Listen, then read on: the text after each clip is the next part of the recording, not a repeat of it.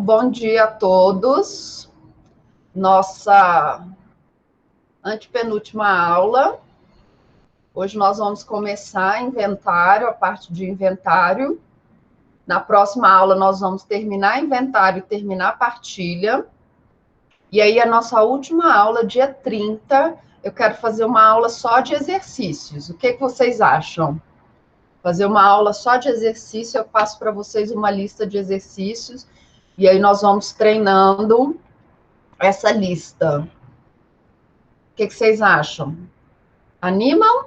Fazer uma lista de exercícios, tá? Na nossa última aula, porque nós terminamos, hoje nós vamos começar inventário, terminamos na próxima aula também terminamos partilha, e depois disso nós vamos ter uma aula, que é a aula do dia 30, que é uma aula sobrando, né? Então, nessa aula nós podemos fazer uma lista de exercícios, eu passo para vocês com antecedência, e aí nós respondemos em sala de aula.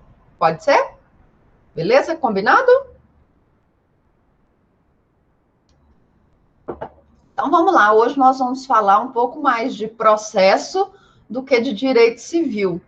Nós vamos falar daquela parte em que nós entramos no inventário. Depois que teve o falecimento do bem, do decujus, nós já vimos todas aquelas questões da matéria de direito. Depois que teve o falecimento, então, do decujus, nós precisamos, então, distribuir esses bens aos seus herdeiros. E isso nós fazemos por meio do inventário, ok? Então, nós temos esse procedimento, que é o procedimento, ele pode ser de duas formas, nós vamos ver, procedimento pela via judicial e pela via extrajudicial, mas nós precisamos fazer esse inventário para entregar aos herdeiros os bens que lhes são devidos, ok? Com a partilha? Então, vamos lá. Cadê minha apresentação? Vamos começar. Deixa eu entrar aqui também, porque aí eu vejo se vocês estão fazendo perguntas ou não. Só um minutinho aqui, que hoje eu me atrasei.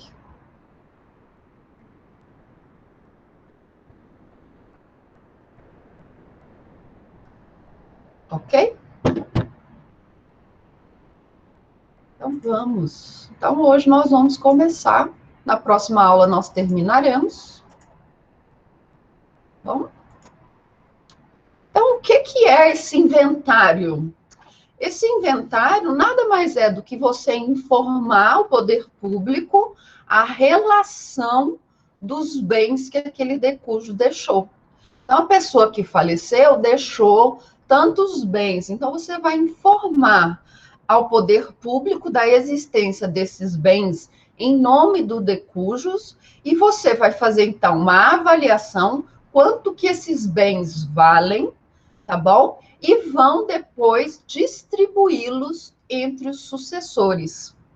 Então, esse inventário, ele é um procedimento que pode ser tanto judicial quanto extrajudicial, em que você vai discriminar e vai falar o valor desses bens, ok? Para o poder público. O poder público vai fazer toda aquela questão da cobrança dos impostos, se for necessário, ok? Vai fazer a cobrança dos impostos que ele achar necessário, e depois disso vai fazer a distribuição desses bens para o herdeiro. O inventário, essa palavra inventário, ela vem do latim, como quase tudo, não é, meninos? Todas essas palavras que nós usamos aqui, elas vêm do latim. Ontem, por exemplo, eu estava dando uma aula sobre relações de parentesco.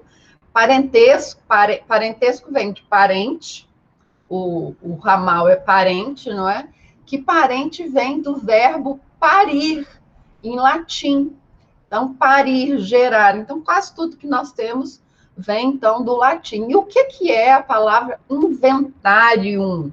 De onde vem o termo, né, em latim?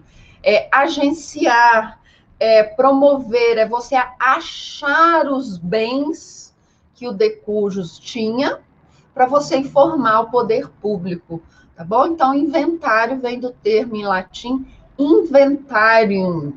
que significa promover, achar, agenciar, no sentido de cuidar desses bens que foram deixados pelo decujus, tá bom? No inventário, nós também vamos fazer a liquidação dos bens. O que é isso, liquidação dos bens? É você separar aquilo que é devido aos credores e dividir o que sobrar para os herdeiros, tá bom? Então, no inventário, nós vamos discriminar, então você vai colocar lá direitinho todos os bens que o decujo tem, ok? Você vai pagar os impostos, você vai pagar os credores, e o que sobrar, você vai distribuir entre os herdeiros, tá bom? E aí nós já sabemos como que nós fazemos essa distribuição, não é verdade? Se tiver testamento, nós obedecemos a parte da legítima, e o restante dos bens nós apresentamos e distribuímos aos legatários, não é? E aí, na legítima, nós vamos obedecer aquela regra. Na legítima, se os bens forem particulares, nós vamos distribuir entre os herdeiros, que quem são esses herdeiros? São aqueles que estão lá na ordem de vocação hereditária. Cônjuge, com os filhos, se tiver. Se não tiver filhos, cônjuge com os ascendentes. Se não tiver ascendente e não tiver filho, só o cônjuge, tá bom? Se não tiver testamento, aí todos os bens que sobrarem, depois de você pagar os impostos, pagar os credores, todos os bens que sobrarem, aí eles vão para os filhos concorrendo com o cônjuge concorrendo com os ascendentes, o cônjuge sozinho, se não tiver cônjuge, aí os herdeiros até os parentes até quarto grau, tá bom? Quais são essas regras, né? As regras do inventário e da partilha, eles vão estar lá nos artigos 610 e seguintes do Código de Processo Civil, ok? Porque aqui nós já estamos falando de um procedimento judicial. Então, se já é um procedimento judicial, nós vamos observar as regras lá do Código de Processo Civil. Mas lá no Código Civil, ele também tem alguns determinantes, ok? Então, nós vamos observar as regras do 610 e seguintes do Código de Processo Civil e do 1991 e seguintes do Código Civil, tá bom? Então, a inventário e partilha, nós temos que analisar, então, aquilo que está disposto nos dois códigos, no Código de Processo e no Código de Processo, no Código Civil, tá bom?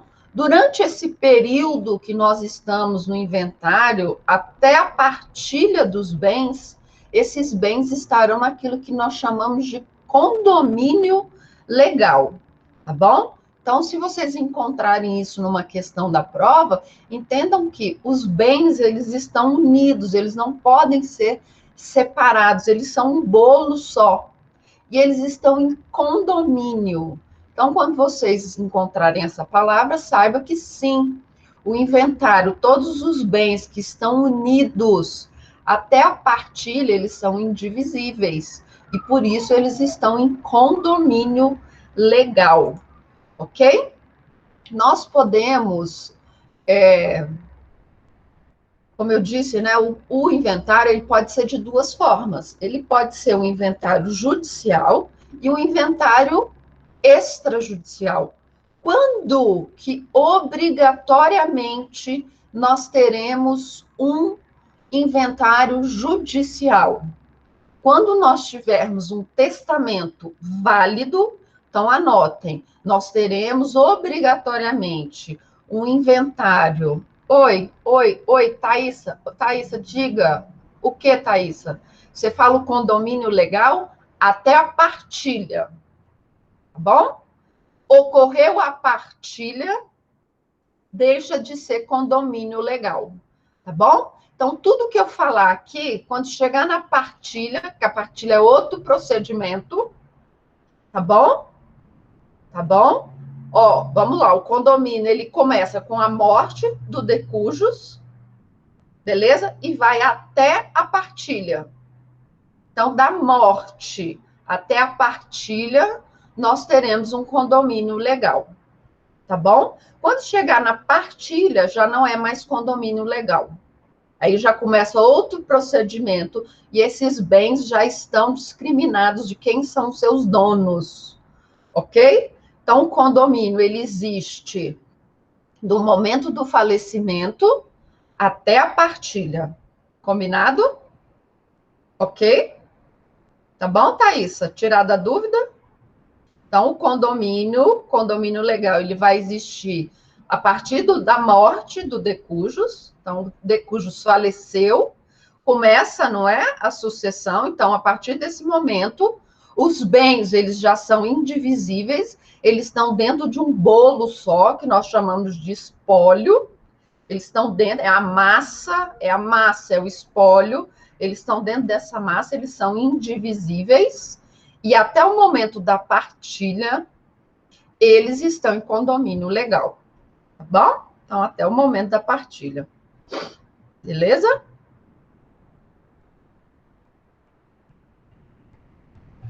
Chegou no momento da partilha, eu vou mostrar ali para vocês. Chegou no momento da partilha, eles saem dessa situação de condomínio. Beleza? E aí eu estou falando o seguinte: em quais casos nós teremos obrigatoriamente a judicialização desse inventário?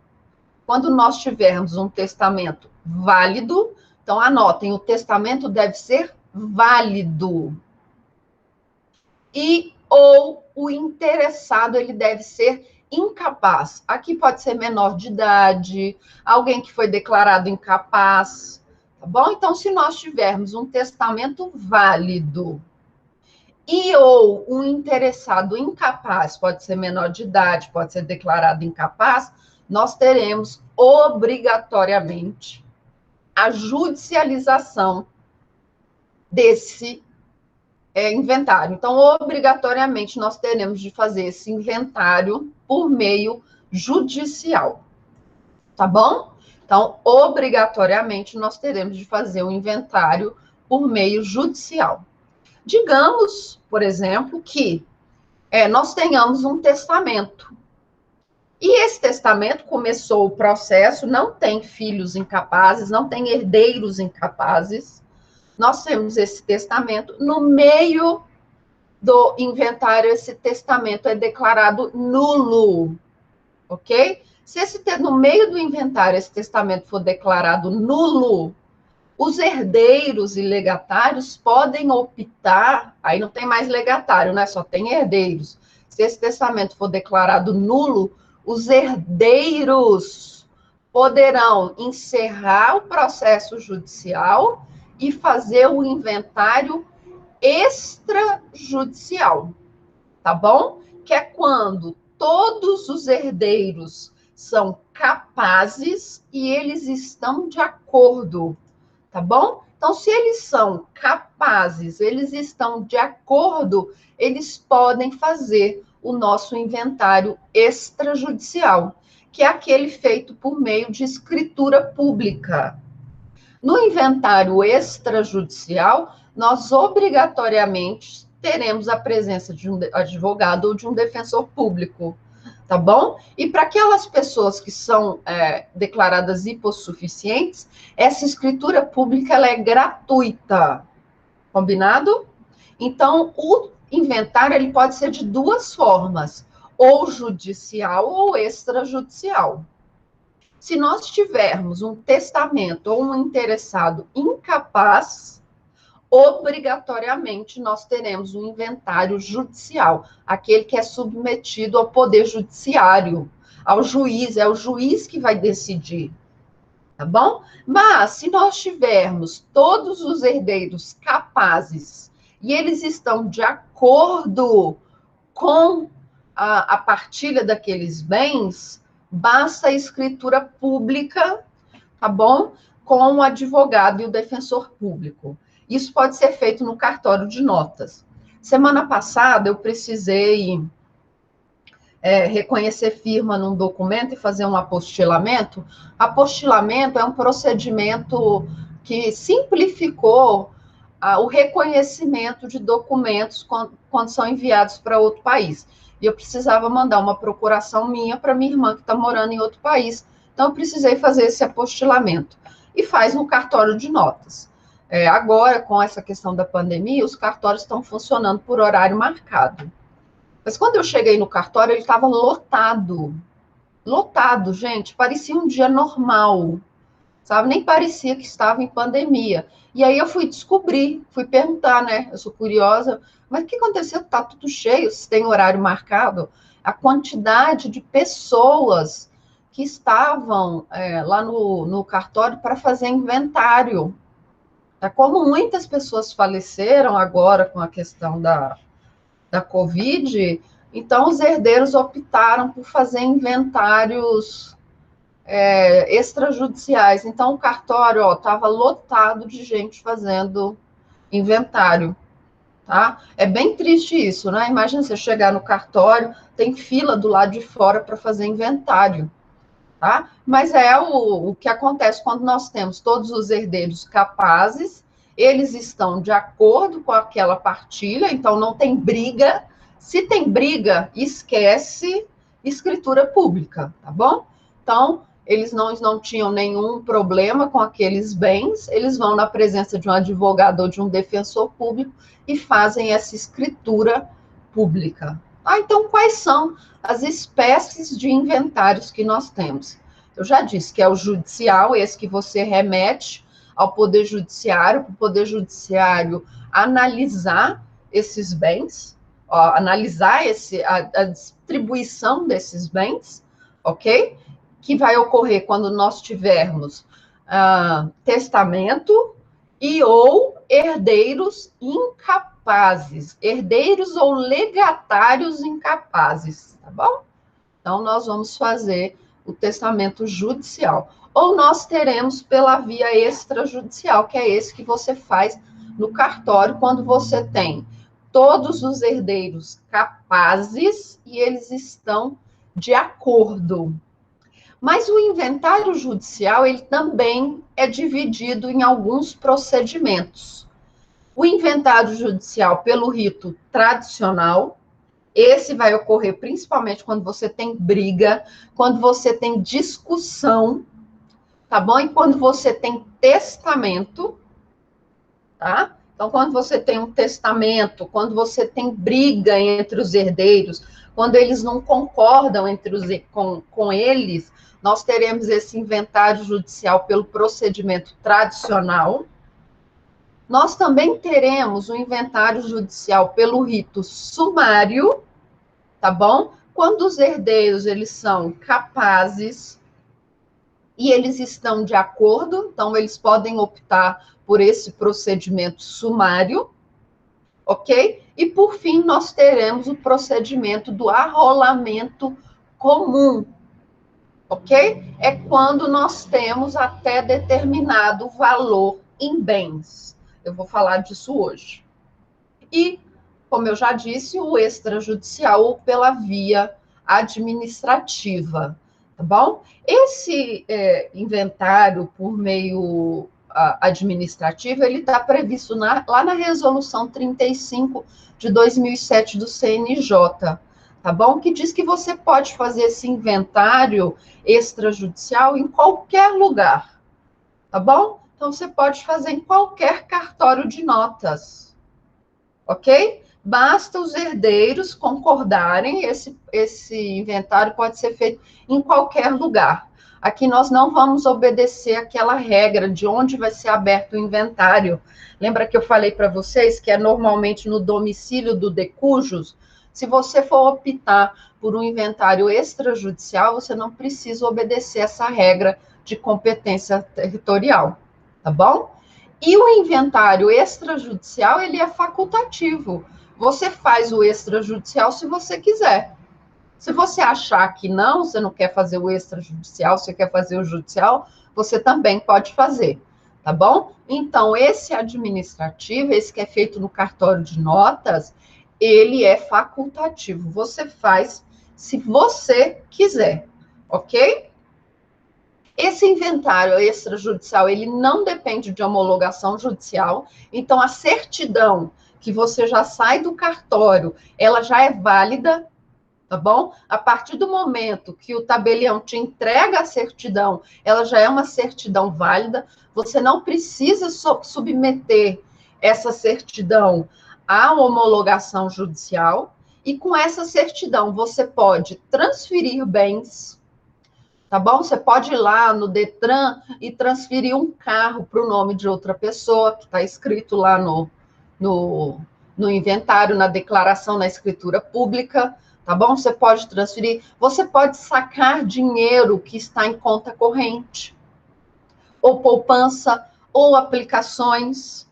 Você pode pegar essa escritura pública e transferir imóveis. Então, você pode ir lá no cartório de imóveis e fazer a transferência dos imóveis, tá bom? Então, essa certidão, essa escritura pública, ela não precisa de homologação e ela é muito mais rápida, tá bom? Então, já imediatamente, quando você sair do cartório de notas, com aquela escritura pública, você já consegue ir ao banco e sacar dinheiro, você já consegue transferir bens móveis, você já consegue transferir a propriedade de bens, tá bom? Então, ela é muito mais fácil. Qual é a exigência que nós temos aqui em relação a essa escritura extrajudicial ou por via administrativa?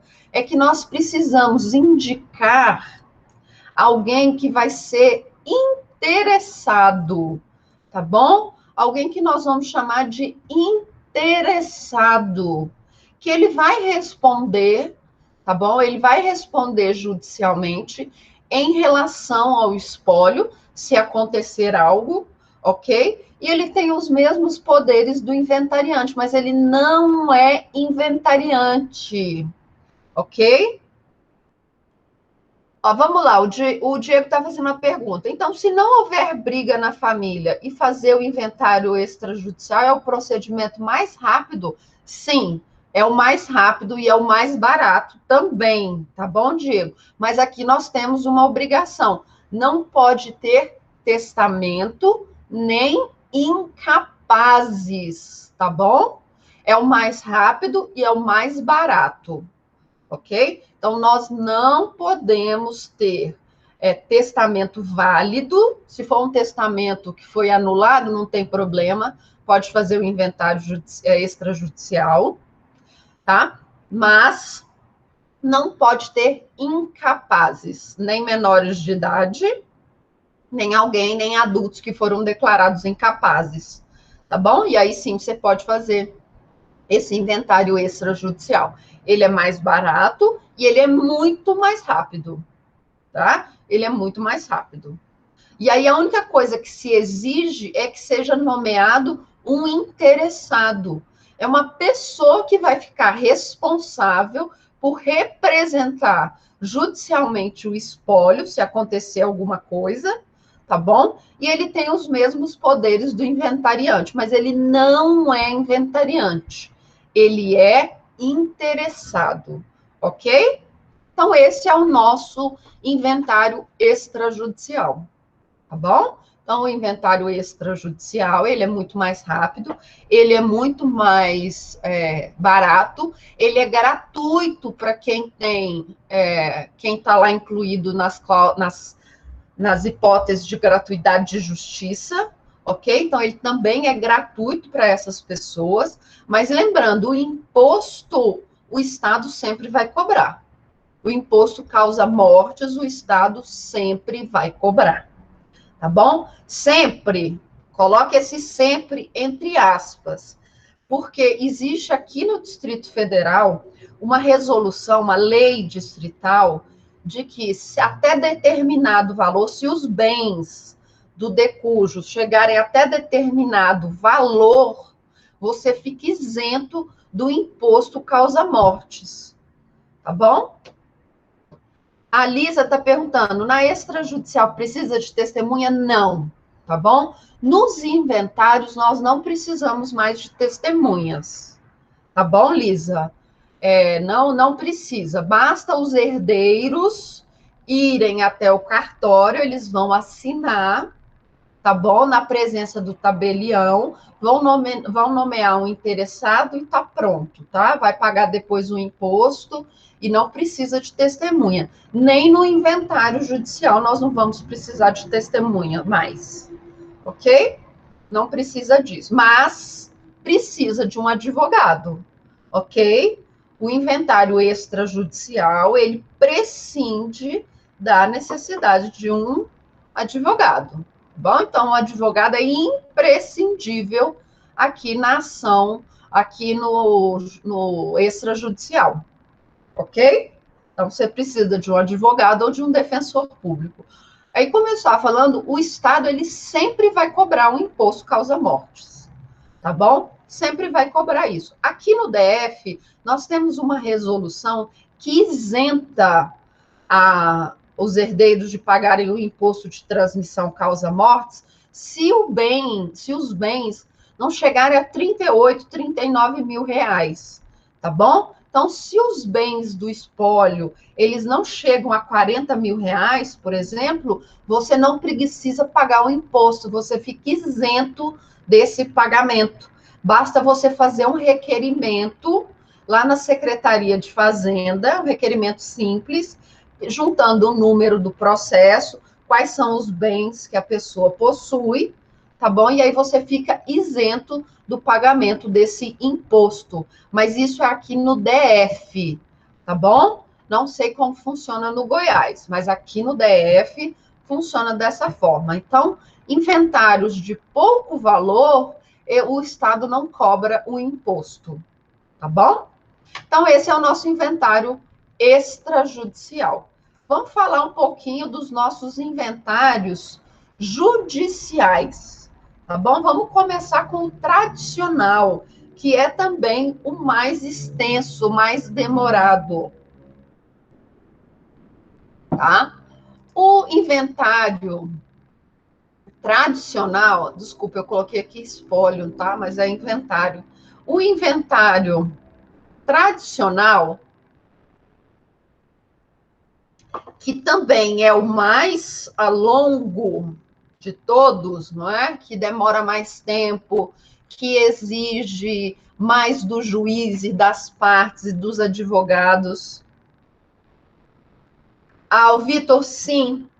Quando nós temos inventários aqui no DF, que o valor é irrisório, aí até 40 mil reais, 39 mil e uns quebradinhos, o Estado ele não te cobra esse valor, você fica isento, tá bom? Do pagamento desse imposto, ok?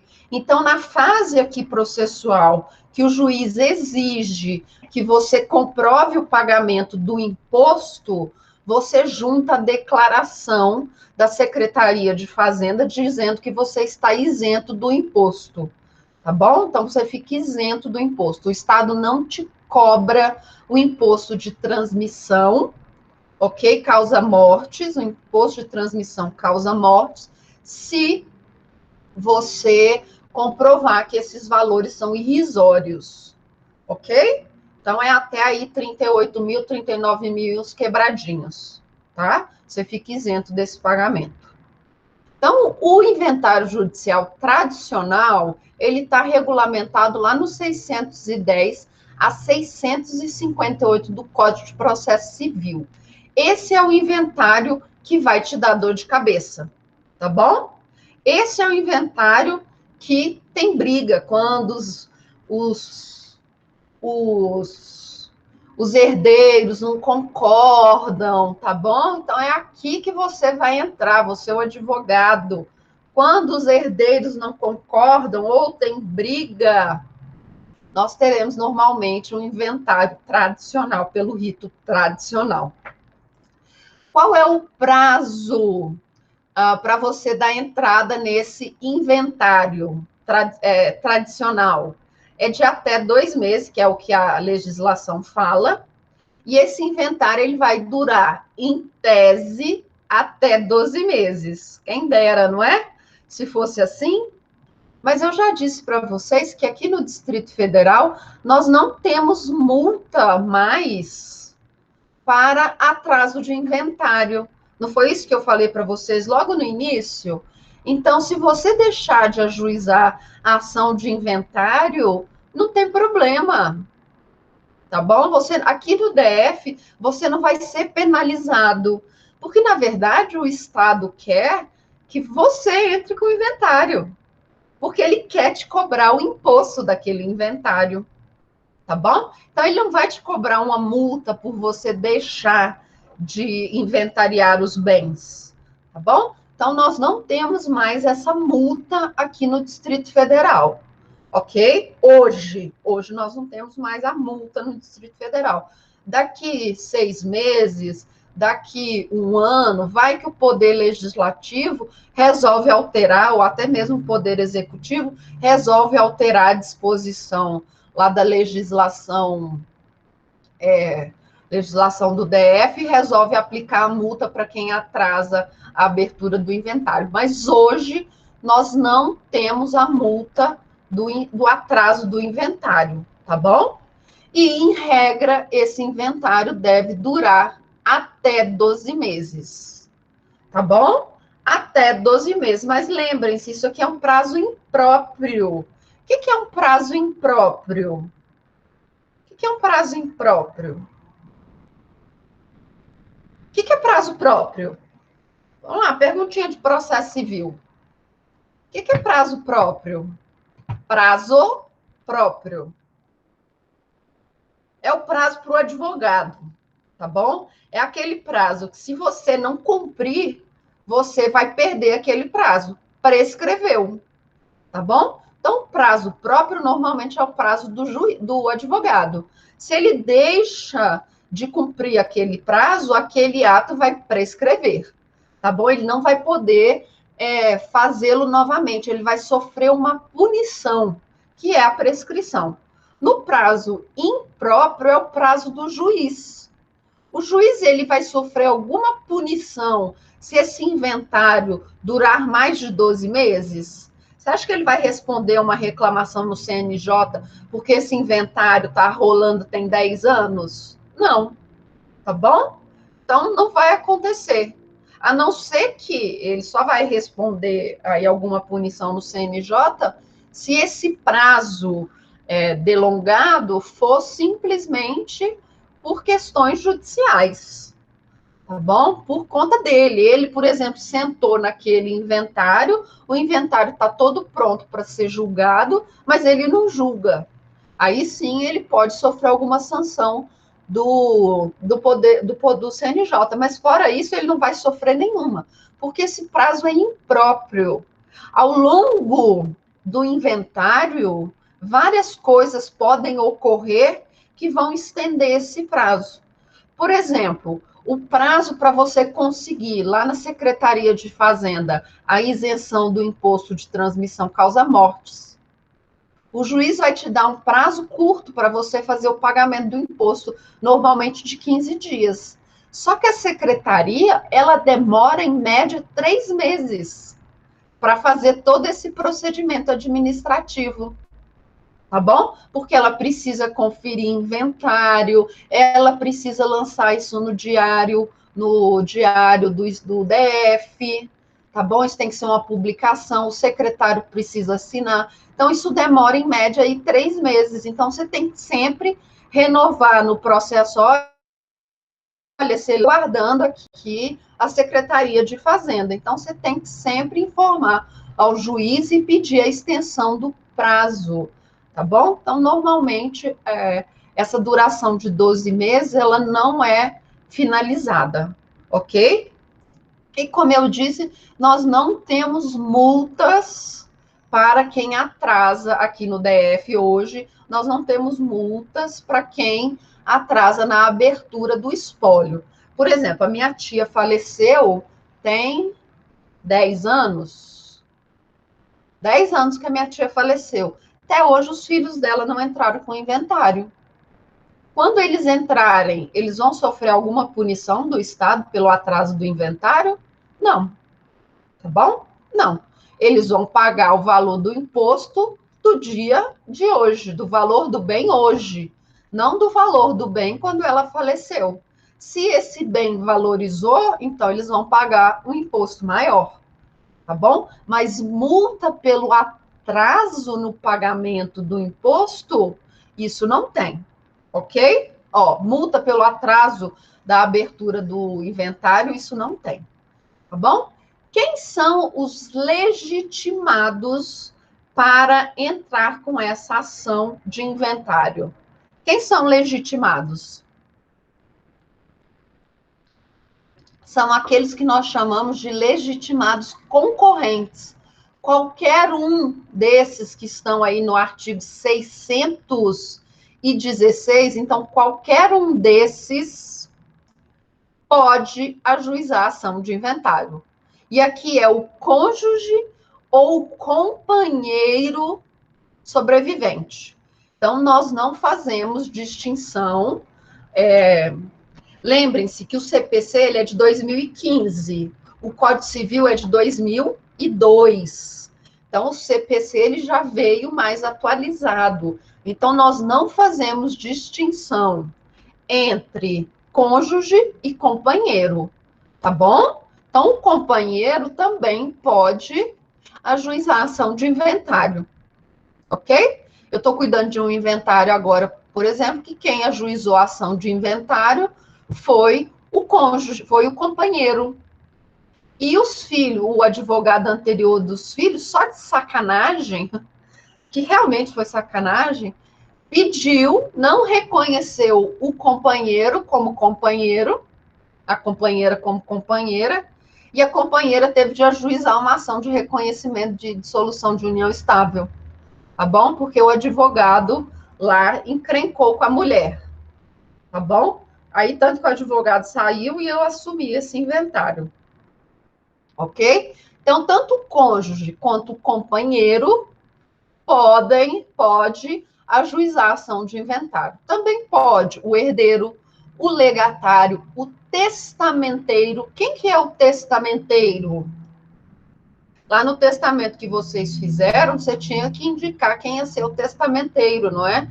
É aquela pessoa que vai ficar responsável por fiscalizar se as disposições testamentárias elas estão sendo cumpridas, que é diferente de inventariante. Nós vamos ver agora, ok? O testamenteiro é uma pessoa qualquer, pode ser filho, não precisa ser filho, tá bom? Que vão fazer, que vão observar se as disposições testamentárias estão sendo cumpridas, ok? O cessionário do herdeiro ou do legatário, o credor, olha só, credor do herdeiro, credor do legatário e o credor do autor da herança também pode pedir a abertura do inventário. Tá bom? Então, digamos que o meu primo, ele fique aí com uma dívida enorme. E aí descubram, aí os credores dele descobrem lá que ele está atrasando a abertura do inventário da mãe dele, porque ele não quer ter bens para ele não ter que pagar a dívida. Tá bom? Vai que isso acontece. Esse credor do meu primo, que é o herdeiro, poderia ajuizar uma ação de inventário, obrigando meus primos a começar um inventário. Tá bom? Quem também tem competência para iniciar uma ação de inventário? O Ministério Público, se nós tivermos herdeiros incapazes, ok? A Fazenda Pública também pode fazer isso, se ela tiver interesse, beleza? E o administrador judicial da falência do herdeiro, do legatário, do herdeiro, do autor da herança ou do cônjuge ou companheiro sobrevivente. Tá bom? Então, esses são aqueles que nós vamos chamar de legitimados concorrentes. São esses que podem iniciar a ação de inventário. Ok? Tá bom?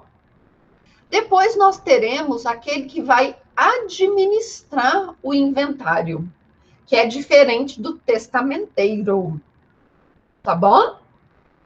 O testamenteiro, ele fiscaliza. Ele é o chato, tá bom? Ele que vai fiscalizar se o herdeiro, se os bens estão sendo distribuídos da forma como o testador colocou. O inventariante, ele vai administrar a herança, tá bom? E ele vai responder de forma subjetiva por todos os danos que ele causar, tá bom? Quem que pode ser nomeado inventariante? Quem que pode ser nomeado inventariante? Todos esses que estão aqui, ó, no rol previsto no 617 do CPC, tá bom? Deixa eu abrir aqui que eu vou ler para vocês. Quem pode ser declarado inventariante? O cônjuge, tá bom? E aqui independe do regime de bens. Qualquer regime de bens não tem problema.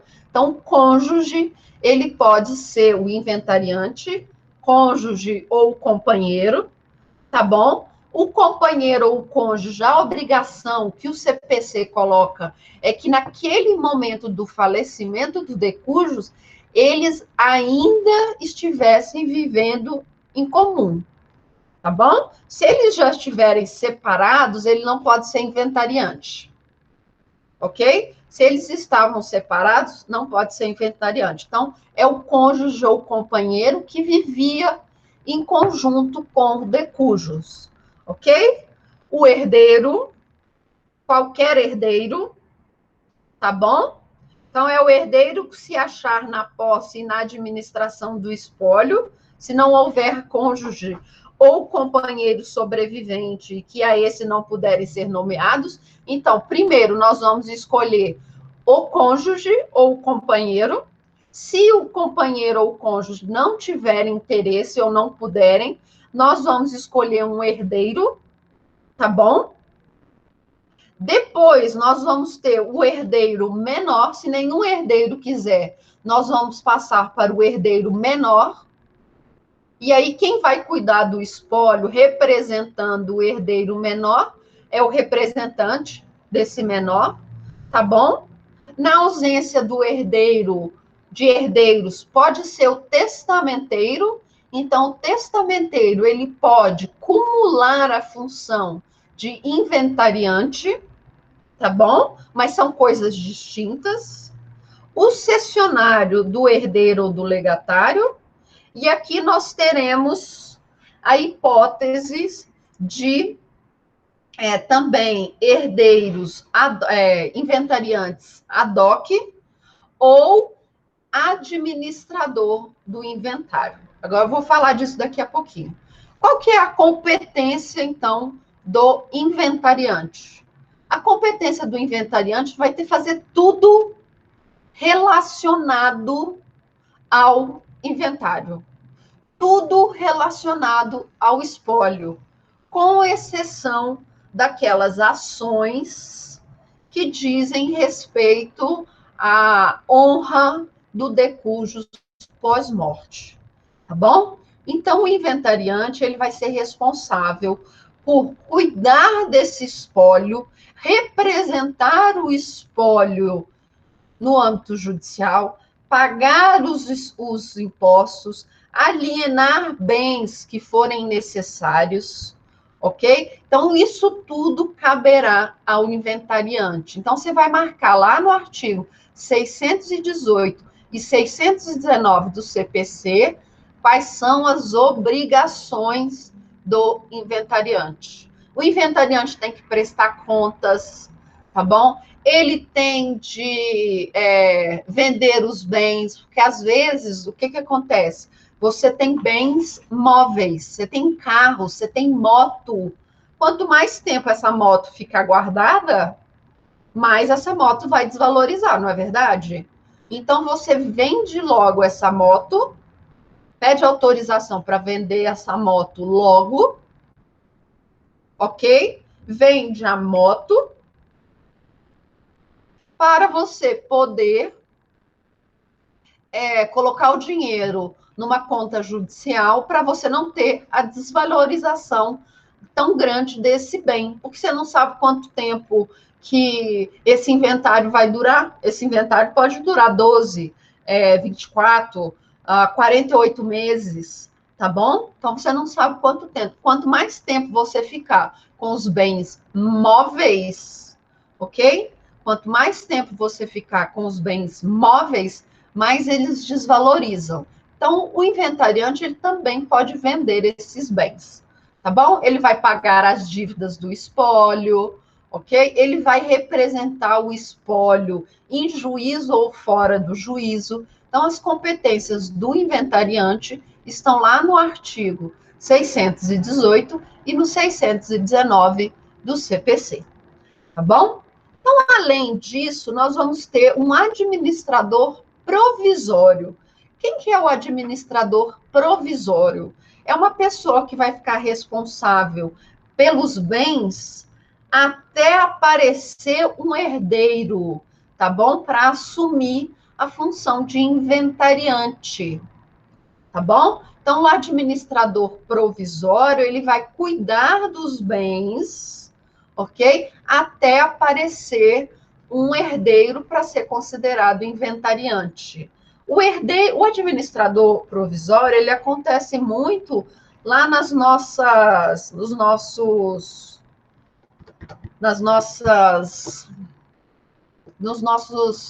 heranças jacentes, tá bom? Eu falei disso para vocês, daquela pessoa que o juiz vai colocar para cuidar daquele inventário, para cuidar daquele espólio, até aparecer algum herdeiro. Não foi isso que eu disse para vocês lá da herança jacente? Então, nós vamos ter um administrador que vai cuidar desse bem até aparecer um herdeiro. E aí, esse herdeiro vai ser nomeado pelo juiz inventariante. E aí, ninguém me fez a pergunta: e se ninguém quiser ser inventariante? O que vai acontecer se ninguém quiser ser inventariante? Filho mais velho não quer ser, filho mais novo não quer ser, o cônjuge não quer ser, porque ninguém é obrigado a ser inventariante. Você é inventariante se você quiser, tá bom? Então, o filho mais novo não quer, o segundo não quer, o terceiro não quer, o quarto não quer, o testamenteiro não quer, as filhas não querem, o cônjuge não quer. E aí? O credor não quer, o cessionário não quer. E aí? Quem será o inventariante? Quando ninguém quiser, tá bom? Quando aqueles que estão lá no rol do 617 não quiser, o juiz vai estabelecer um inventariante dativo, tá bom? Um inventariante dativo, tá bom? Pode ser o chefe de secretaria, pode ser um advogado, pode ser qualquer pessoa, o juiz vai nomear. Mas o que acontece com esse inventariante dativo? Ele não vai representar o espólio nas ações judiciais, tá bom? O inventariante, ele não vai ter representação processual plena. Então, qualquer ação que envolva, seja ações anteriores à morte do decújo, posterior à morte do decújo, matéria relacionada a danos morais, à honra do decújo, tá? Não importa, ao patrimônio do decújo, não importa. Se for um inventariante dativo, ele não representa o espólio. Quem representará o espólio nesse caso serão os próprios herdeiros, ok? Ele recebe para isso? Recebe, ok? O inventariante recebe para isso. Não é grátis, não é um trabalho grátis, não. Tá? Ele receberá para cuidar dos bens de outra pessoa, ok? Então, o inventariante, ele é uma pessoa que vai ser ungida, né? Vai ser ungida pelo juiz para administrar os bens. Enquanto nós não tivermos um inventariante, sim, Lisa, sim, você pode cobrar, sim, você pode receber um salário, para ser inventariante. Não importa se você é herdeiro, se você é cônjuge, se você é legatário, se é testamenteiro, não. Você pode cobrar, tá bom? Digamos que o nosso inventariante vai ter que cuidar dos bens lá do Abdullah. Imagina aquele tanto de bens que ele tem: joias, relógios, carros, casas, ações, não é verdade? Imagina ter que tomar conta de tudo aquilo. Às vezes precisa vender os carros, porque os carros vão desvalorizar, tá bom? Então ele pode cobrar. E aí os herdeiros vão se manifestar, se eles concordam com aquela cobrança ou não, tá bom? Então o inventariante, ele pode cobrar sim, tá? Ele pode receber, olha, eu quero para cuidar desse espólio mensalmente, sei lá, um salário mínimo. Então, ele vai receber, lá na hora de pagar as dívidas, ele vai receber o valor de todos os meses que ele trabalhou, ok? Recebe sim, tá bom? Recebe, beleza? Então, o inventariante, ele vai ter que prestar um compromisso perante o juiz. Ele vai ter que ir lá na vara de sucessões, onde esse processo está ocorrendo, se não tiver vara de sucessões na vara de família, e assinar um termo dizendo que ele se compromete em cuidar desse espólio, tá bom? Então, ele vai ser ungido, tá, pelo juiz como responsável, tanto que ele responde de forma subjetiva por qualquer dano que ele tenha causado. Então, se ele responde de forma subjetiva, você precisa comprovar a culpa, tá bom? A culpa e o dolo do agente, beleza? O que você vai fazer com os bens? Você vai descrever os bens de forma completa, tá bom? Tudo que o decujus tinha. Então, você tem que fazer a descrição. Se os bens são imóveis, você tem que trazer essas especificações. Se os bens são móveis, você tem que trazer algumas características. Por exemplo, eu vou deixar para o meu aluno, meu melhor aluno de sucessões, não é? A minha cadeira. Não foi isso que eu combinei com vocês? O meu melhor aluno de sucessões vai ganhar a minha cadeira, não é? Então, eu tenho que descrever a cadeira. Cadeira de tal cor, com tecido assim, assim, assado, é do designer tal, ou não é do designer, tá bom? Você precisa descrever. Semovente, você vai ter que colocar, ó, fulano tem 1000 cabeças de gado. Mas de que gado é? Ah, é Nelore. Aí você vai colocar lá Nelore. Todos têm a marca do Decus, que é a marca lá do C, tá bom? Dinheiro, joias, ouro, prata, pedra preciosa, você também tem que falar. Títulos de dívida pública, não é? Que muita gente compra, ações em sociedades. Você também tem que descrever dívidas, tá bom? Aí aqui são dívidas ativas e passivas. O que é isso? Dívidas que ele é credor e dívidas que ele é devedor, tá bom? Direitos e ações, valor em conta corrente, e aí você vai falar quanto que cada bem vale, tá bom? Então, você vai descrever quanto que cada bem vale. Qual é o procedimento, então, que nós fazemos aqui no inventário judicial tradicional? Qual é o procedimento? Primeiro é a petição de abertura, que é essa que vocês vão fazer daqui uns dias, tá bom? É essa petição de abertura que vocês vão fazer daqui uns dias, que vai ser a nossa atividade valendo 4 pontos, ok? Nós não vamos fazer uma atividade aqui valendo 4 pontos? Então, vai ser essa petição de abertura, ok? Daquele testamento que vocês fizeram e receberam hoje. Vocês não fizeram o testamento em dupla? Então, agora vocês vão fazer uma petição de abertura, tá bom? Em que vocês vão arrolar os bens que você sabe que tem, tá bom? Vai indicar os possíveis herdeiros e o possível inventariante. Combinado? Então, você primeiro faz essa petição de abertura, que você arrola os bens que você tem conhecimento, tá bom? Depois você vai ter a fase da nomeação do inventariante, que o juiz, depois da petição de abertura, se lá na petição de abertura não constar o nome da pessoa que se sujeita a ser o inventariante, o juiz vai mandar os herdeiros se manifestarem com relação a quem quer ser inventariante. Tá bom? Em regra, quem inicia o processo, quem faz a petição de abertura, costuma ser aquele que vai ser o inventariante. Em regra, isso acontece, mas pode não acontecer. Ok?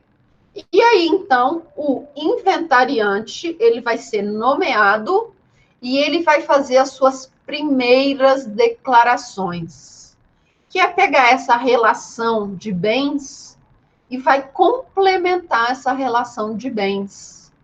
E ali ele vai falar quanto que cada bem custa, tá bom? Então, nós vamos ter primeiro a petição de abertura, depois nós vamos ter a nomeação pelo juiz de quem será o inventariante, e aí o inventariante vai fazer o que nós chamamos de primeiras declarações, que ele vai trazer o rol completo de bens que ele acredita que o decújo tenha, tá bom? Ele vai trazer também todos os herdeiros, então ele vai apresentar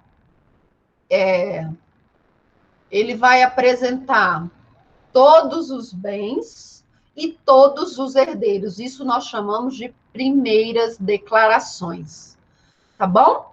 Depois que fizer isso, então depois que o inventariante for nomeado, ele apresentar as primeiras declarações de todos aqueles que nós acreditamos que sejam os herdeiros, o juiz vai mandar citar herdeiros, legatário, fazenda pública e o Ministério Público, se nós tivermos algum menor ou incapaz como herdeiro, tá bom? Mas o testamenteiro, se tiver sido arrolado lá no testamento e esse testamento tiver sido considerado válido, tá bom? Então, nós temos a petição de abertura, nós temos a nomeação do inventariante e a manifestação quanto aos bens que o decujo deixou em vida. Nós vamos citar os herdeiros, são aqueles que o inventariante listou, então você precisa listar os herdeiros, tá bom? Herdeiros, legatários, fazenda pública, o Ministério Público, se for o caso, e o testamenteiro, ok? Então, você pede a citação de todos. Essas pessoas jurídicas ou físicas, elas vão ter 15 dias, esse prazo é comum, tá bom? Então, elas vão ter 15 dias. É isso que eu estou falando, Thaís, é você fazer uma relação de todos os bens, tentar trazer a completude de tudo, bens que foram comprados, bens que foram dados a título de colação. Eu já falei para vocês de colação? Não necessariamente, Thaís. A Thaís está fazendo uma pergunta aqui interessante. Mas isso não é na petição de abertura? Espera lá. Imagine que quem vai entrar com essa ação, essa petição de abertura, é o credor de um herdeiro. Um herdeiro. Ele tem conhecimento de todos os bens que o decujus deixou? Às vezes não. Tá bom? Então, essa petição de abertura, se ela não for feita pela pessoa que se sugere como inventariante, ela vai ser uma petição mais simples. Vai ser uma petição para indicar alguém para ser inventariante, para que seja feitas as primeiras manifestações. Tá bom?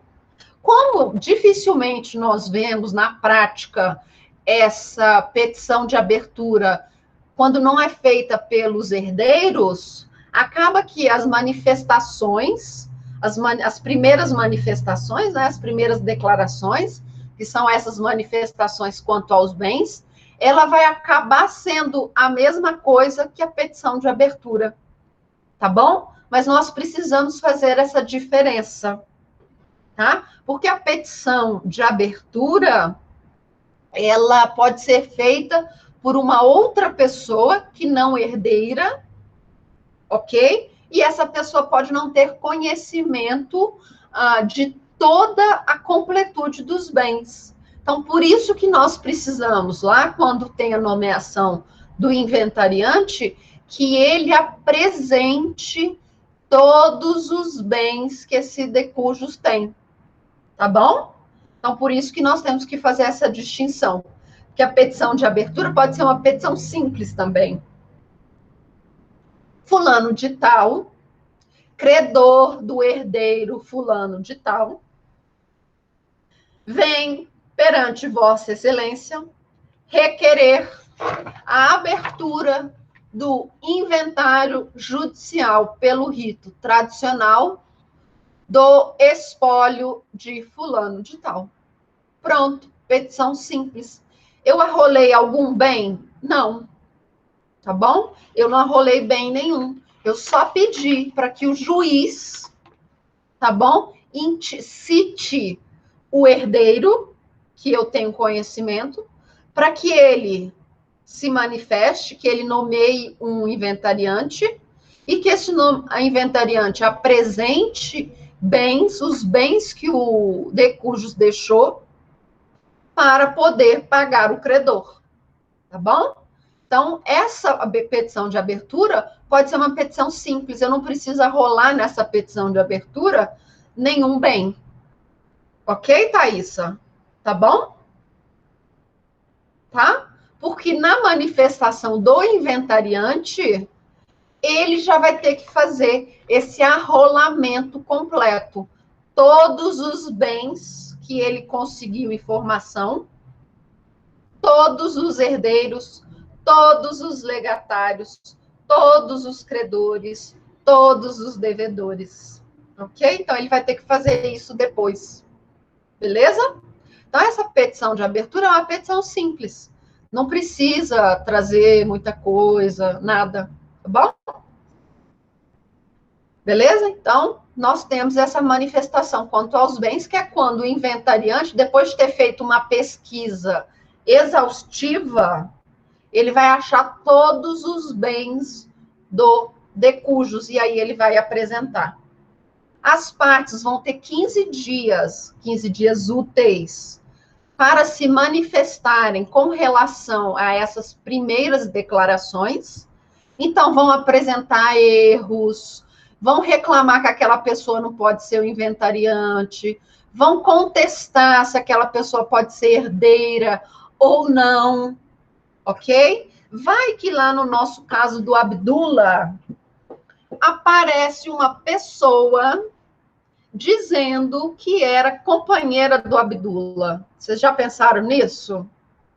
Imagina se aparece essa pessoa dizendo que é companheira do Abdullah. E aí? Tá bom? E aí? Então, ela vai ter que se manifestar, vai pedir para fazer parte do processo e vai falar, olha, eu gostaria de me manifestar com relação a isso, porque eu me considero herdeira, porque eu sou companheira, eu vivia numa união estável, ok? E aí, depois que as partes, elas fazem essa manifestação quanto aos bens e aos herdeiros, o juiz vai dar uma decisão interlocutória, tá bom? Ele vai dar uma decisão interlocutória. Se ele entender que realmente tem erro na descrição dos bens, tem erro na quantidade de herdeiros, então ele vai dar uma decisão com relação a isso. Se tiver um caso de discussão da qualidade de herdeiro, se aquela pessoa é herdeira ou não, o juiz pode mandar suspender o processo enquanto aquela pessoa discute numa ação própria a qualidade de herdeiros. Então, digamos que lá no nosso caso do Abdullah, apareça uma mulher dizendo que era companheira do Abdullah, tá bom? O juiz vai suspender o processo, enquanto essa mulher, lá na vara de família, ajuiza uma ação de reconhecimento e dissolução de união estável, tá bom? Ou não, apareceu uma outra pessoa dizendo ser filho do Abdullah. Então, ao invés dele ter 6 filhos, ele teria 7 filhos. Tá bom? 7 filhos. O que o juiz vai fazer? Vai suspender esse processo, ele pode suspender, enquanto esse filho, lá na vara de família, vai ajuizar uma ação de investigação pós-mortem. Não é verdade? Vocês já sabem como funciona, não sabe como funciona uma ação de investigação pós-mortem? Tá bom? Então, aqui, é nesse momento aqui que o processo para. Parou, aqui pode demorar 1, 2, 3, 4, 5, 6, 7, 8, 9, 10 anos. Tá bom? Ou se não, o juiz pode continuar o processo desde que reserve o quinhão que caberia àquele herdeiro se ele realmente for declarado herdeiro. Ok?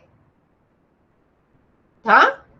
Imagine que apareça um herdeiro lá do Abdallah, um outro filho que ele não tinha conhecimento. Esse filho, depois de ser reconhecido como filho, tá bom? Ele ainda pode ajuizar uma ação de quê? De ruptura de testamento. Será que o Abdallah teria feito aquele testamento naqueles termos se ele soubesse da existência desse 7º filho? Ok? Então, é nesse momento aqui que o juiz pode suspender o processo enquanto se discute questões relacionadas aos herdeiros. Tá bom? Vocês precisam saber de tudo isso. Vai que vocês pegam um processo de inventário que tem todas essas situações. Tá bom? Isso não costuma aparecer muito. Não costuma aparecer muito, mas pode acontecer. Ok? Depois, então, dessa manifestação judicial, o juiz vai abrir o prazo para a Fazenda Pública, se vai calcular um imposto, tá bom? Então, a Fazenda Pública vai se manifestar, vai calcular o imposto. Tá? Manifestação da Fazenda Pública para calcular. Nós vamos ter a avaliação dos bens, ok? Calcular o imposto. Depois que foi feito o cálculo do imposto, nós vamos ter a avaliação dos bens. Ok? Nós vamos ter a avaliação dos bens. Se as partes concordam com os valores que foram apresentados pelo inventariante lá nas primeiras manifestações, lá nas primeiras declarações, essa fase de avaliação dos bens, ela é cortada. Tá bom? Se as partes discordarem, aí nós precisaremos de uma avaliação feita por um perito, ok? O perito vai ter um prazo judicial para apresentar suas manifestações, e depois as partes vão ter 15 dias para impugnar essa avaliação ou não, ok? Então, se as partes não concordarem com os valores trazidos pelo inventariante lá nas primeiras manifestações, ok? As partes vão necessariamente precisar de uma avaliação feita por um perito. E esse perito, depois de apresentar o seu laudo, as partes vão ter 15 dias para se manifestarem, ok? E aí, se o juiz entender que aquela perícia ela foi viciada, às vezes o perito é amigo de alguém, tá bom? Se essa perícia foi viciada, o juiz pode determinar uma nova perícia, ou ele pode também entender que a perícia precisa de alguns ajustes e manda o perito retificar, ok? Depois, se você tem a aceitação do laudo da perícia ou a ratificação, o inventariante vai apresentar suas últimas declarações. O que é isso? Ele vai complementar as primeiras declarações, se necessárias, tá bom? Então, digamos que apareça um outro herdeiro que foi incluído lá no rol de herdeiros, que não estava nas primeiras declarações. O inventariante vai ter que ir lá nas últimas declarações falar, olha, no rol de herdeiros consta fulano de tal. Ah, apareceu um credor. Ah, no rol de credores tem agora o fulaninho, ok? Então, as últimas declarações é quando o inventariante vai fazer uma compilação de tudo que aconteceu no processo para você identificar herdeiros, bens e credores. Combinado? Depois que ele apresenta essas últimas declarações, o juiz vai abrir um prazo de 15 dias comuns para as partes se manifestarem com relação a essas últimas declarações. Vai ter um novo cálculo do tributo feito pela Fazenda Pública, tá bom? Cálculo do tributo. As partes vão pagar o tributo, prestem atenção. Esse é o absurdo. As partes pagam o imposto, pagam as custas processuais antes de receber os bens, ok? Então, as partes vão pagar os impostos lá de transmissão causa-morte, tá bom? Vão pagar as custas processuais antes de receber o valor dos bens. É aqui, por exemplo, que aqueles inventários de menor valor, no caso do DF, até 40 mil reais, é aqui que você vai informar o juiz que você faz jus à isenção do imposto, tá bom? Aqui você informa o juiz que você é isento do imposto, tá bom? Porque o inventário, ele não ultrapassa o valor de 40 mil reais. Lisa, honorários advocatícios, não. Tá bom? Não. Os honorários advocatícios vão ser pagos ao final, tá bom? Vão ser pagos ao final pela parte que perde a ação, tá bom? Pela aquela parte que briga, tá? Aí sim você pode cobrar os honorários advocatícios. Mas aqui são os impostos do poder público, são aquelas taxas do poder público, os impostos e as custas. Beleza? Se tiver honorários advocatícios arbitrados, eles vão ser pagos depois, ao final, pelas partes. Se a parte não quiser pagar, aí o advogado pode, inclusive, ajuizar uma ação de execução, tá bom? De honorários advocatícios. Beleza? Mas, nesse momento, nós estamos falando daquele valor que é devido ao poder público. Então, primeiro você recolhe o imposto e as custas, depois o processo segue. Ah, professor, e se não tiver dinheiro para pagar o imposto? O processo vai ficar arquivado, tá bom? O processo não segue.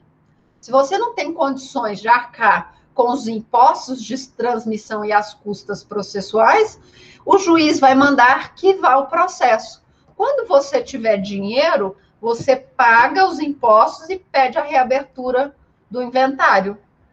Ok? Então, aqui você vai pagar os impostos. Foi feito o pagamento dos impostos, acaba o condomínio legal e começa a fase da partilha. Ok? Então, foi feito o condomínio legal, acabou o condomínio legal, é aqui que acaba o condomínio legal, você recolheu o imposto, começa a parte da partilha, ok? Ok? partilha, próxima aula. Beleza? Porque partilha é outro procedimento. Então, você vem aqui no inventário, bonitinho, bonitinho, condomínio legal, pagou o imposto, informou o juiz que pagou o imposto, fim do condomínio legal. Começa a fase da partilha. Esse é o nosso inventário judicial tradicional. Esse é o extenso. Alguma dúvida com relação ao inventário judicial tradicional? Alguma dúvida? Inventário tradicional? Não, não é? Tudo tranquilo. Posso continuar? Posso continuar? Depois do inventário judicial tradicional, nós vamos para o inventário judicial sumário. O nome já diz, sumário. Deveria ser sumaríssimo, tá bom? Ele é muito rápido.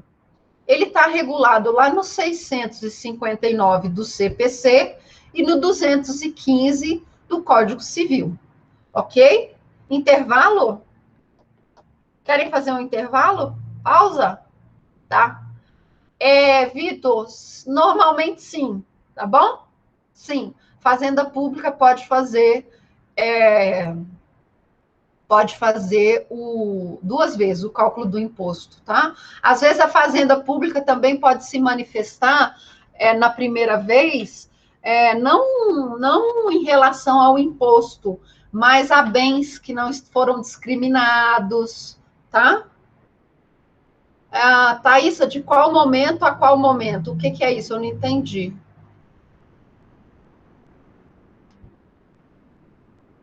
Sim, tá. Sim, a fazenda vai apresentar o cálculo final no final, mas da primeira vez ela pode se manifestar com relação ao valor dos bens, ou ela pode apresentar outros bens. Ela pode impugnar herdeiro se ela achar necessário, tá bom? Ela pode impugnar a relação de bens. Tá, Vitor? Ok? Vocês querem fazer um intervalo? Um intervalozinho? Sim. Então, olha, são 10h50. Nós vamos fazer um intervalo até 11h05, combinado? 10 minutinhos de intervalo, tá bom? 10 minutinhos de intervalo.